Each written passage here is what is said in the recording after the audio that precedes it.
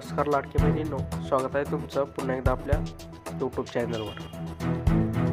आजची महत्त्वाची खबर म्हणजे महाराष्ट्रातील लाडक्या बहिणींसाठी मोठी आणि थेट मुख्यमंत्र्यांकडून आलेली महत्त्वाची बातमी आहे। ऑक्टोबर महिन्याचा हप्ता मिळाल्यानंतरच लगेचच नोव्हेंबर महिन्याचा म्हणजेच 17वा हप्ता निधी वितरित करण्याचा निर्णय सरकारने घेतला आहे।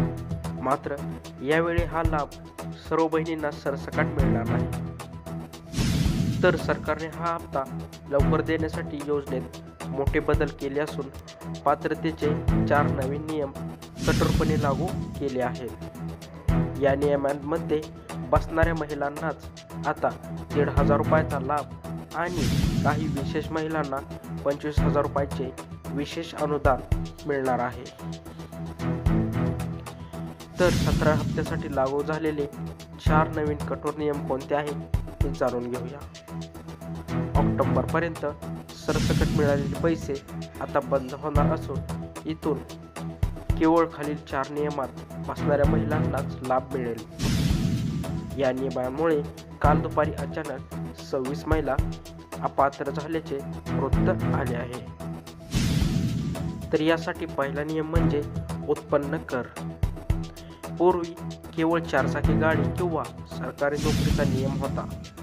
आता जर तुमचा पती इन्कम टॅक्स भरत असेल तर तुम्ही आपोआप अपात्र ठरणार आहे।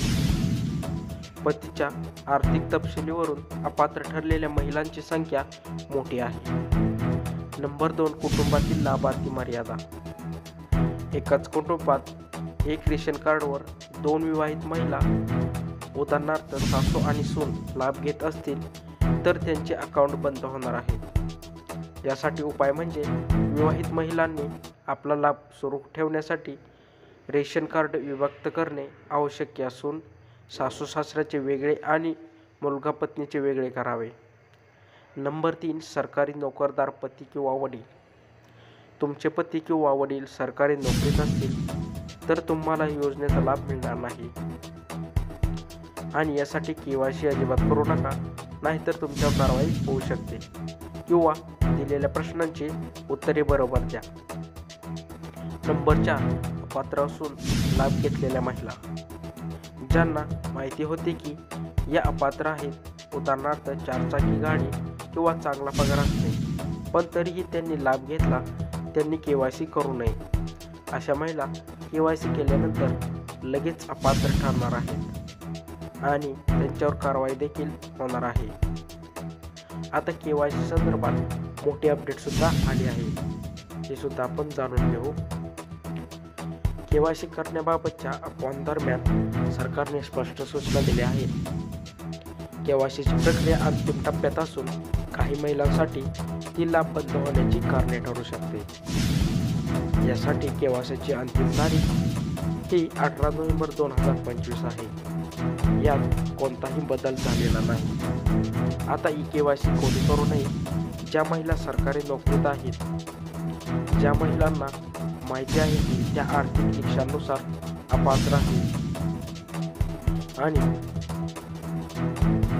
ज्या महिलांना शेती करतात, घरकाम करतात किंवा मोलमजुरी करून घर चालवतात, त्यांनी त्वरित KYC पूर्ण करावे, जेणेकरून त्यांचे पैसे कायमस्वरूपी सुरू राहतील। आता वितरित झालेले 20 जिल्हे आणि 25,000 रुपये अनुदान। महाराष्ट्रातील 20 जिल्ह्यांमध्ये नोव्हेंबर महिन्याचे हप्त्याचे वितरण सुरू झाले आहे। पहिल्या टप्प्यात 1,35,00,000 महिलांना लाभ जमा होणार आहे आणि एकूण 36 पैकी 10 जिल्ह्यांमध्ये लाडक्या बहिणींना नोव्हेंबर महिन्याचे पैसे सध्या मिळणार नाही, असे मुख्यमंत्र्यांनी जाहीर केले आहे। तर लाडकी बहीण योजनेबाबत अपडेट जाणून घेण्यासाठी आपल्या चॅनलला सबस्क्राईब करा। धन्यवाद।